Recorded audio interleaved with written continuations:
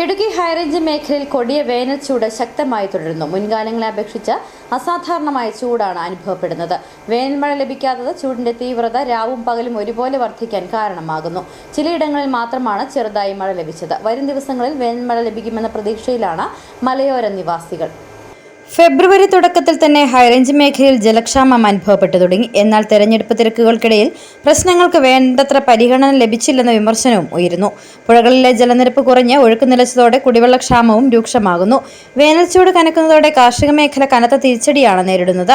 ഏലം, കുരുമുളക്, വാഴ, പച്ചക്കറികൾ ഉൾപ്പെടെയുള്ള കൃഷികൾ വ്യാപകമായി വാടിത്തുടങ്ങി. പ്രത്യേകിച്ച് ഉയർന്ന പ്രദേശങ്ങളിലെ ഏലത്തോട്ടങ്ങളിലാണ് നാശനഷ്ടം കൂടുതലായി റിപ്പോർട്ട് ചെയ്യുന്നത്. ഏക്കർ കണക്കിന് ഏലച്ചെടികളും കുരുമുളക് ചെടികളും കരിഞ്ഞുണങ്ങുന്ന സാഹചര്യമാണ്. ചിലയിടങ്ങളിൽ ഏലച്ചെടികൾ തണ്ടോടുകൂടി ഒടിഞ്ഞു വീഴുന്നതായും കർഷകർ പറയുന്നു. പാട്ടത്തിനടുത്ത തോട്ടങ്ങളിൽ കൃഷി ചെയ്യുന്നവരുടെ അവസ്ഥ കൂടുതൽ ദയനീയമാണ്. ബാങ്ക് വായ്പയും പലിശയ്ക്കും പണം വാങ്ങി കൃഷി ചെയ്ത കർഷകർ കടുത്ത പ്രതിസന്ധിയിലായി. ഏലം കർഷകരുടെ പ്രധാന വരുമാന മാർഗമാണ്. എന്നാൽ ചൂട് കനക്കുന്നതോടെ പ്രതീക്ഷകൾ അസ്തമിക്കുകയാണ്. ഭയങ്കര വേനലാണ്. വെള്ളമൊക്കെ ഇപ്പൊ തന്നെ പറ്റിപ്പോയി. ഏലകൃഷി ഭയങ്കര പരിതാപകരമായിട്ട് സ്ഥിതിയിലേക്ക് മാറിയേക്കുവാണ്. ഒരു മഴയാണ് നമുക്കിവിടെ കിട്ടിയിട്ടുള്ളൂ രാജകുമാരി ഈ ഭാഗത്ത്. ഈ മഴ പെയ്യാതിരുന്നു കഴിഞ്ഞാൽ നമ്മുടെ ഏലകൃഷി എല്ലാം നശിച്ചു. എല്ലാം ഇപ്പൊ തന്നെ എല്ലാം വീണ് തുടങ്ങി. ഏല ചുരുണ്ട് കൃഷിയെ ബാധിച്ചു കഴിഞ്ഞു. വിലയുണ്ട്, പക്ഷെ അത് കർഷകർക്ക് പ്രയോജനപ്പെടുന്നില്ല.